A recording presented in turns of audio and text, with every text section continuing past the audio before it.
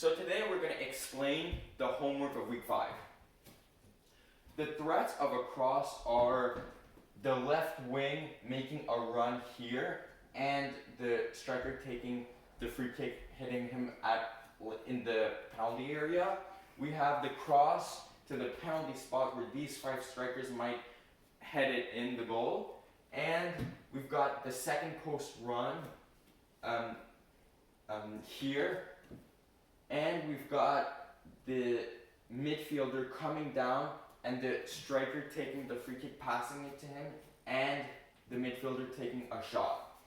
The defensive players on the sketch here are the circles, and the offensive players are the X's. Okay, so we want to put the goalkeeper in the center of the goal because there's no real threat of a shot since he's a left-footed shooter. So if he was a right-footed shooter, we would probably put him a little more to the left of the goal because he could curve it. He could technically curve it, except it's a very long distance. So it's going to be unlikely that he's going to shoot. And if he does a cross to this guy who runs here, he can either contest the ball to get it, or that's only if he's sure. Or if he's not sure, he can stay into his, in the goal, and if he headers it, he can just dive and make a save. Or if this player puts it in the center, then he can come out and take the ball.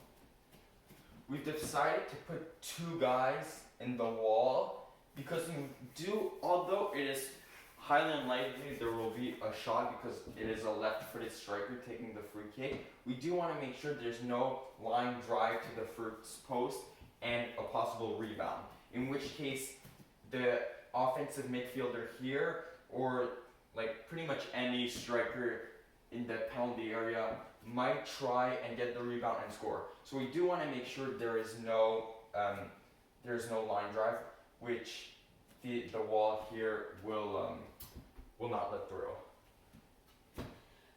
We've decided to put one of our players here to make sure that this guy isn't going to get the ball from the striker with a pass all the way to here for a cross. So he's just going to come here, or if the striker passes it to the left winger, one of our player can just come on and get the ball. We've decided to put a player here, one of our players, so that he can either, if this guy makes a run here and he passes it, he can come and make a play and take the ball or clear it. Also, if he comes here and then the striker gives him the ball, then our player can come on him and, try and take the ball. So we're playing man-to-man defense here. Exactly. That's the same thing with these 5 players. If there's a cross, they stick with their man. If the striker decides to make a cross all the way to this guy who makes a run, then we put a player here to either block it or to clear it. Or even take it to start another counterattack with these 2. But also, if this player comes out here, which is very unlikely, then this player can come with him, and if there's a pass here, there's no real threat. Yeah.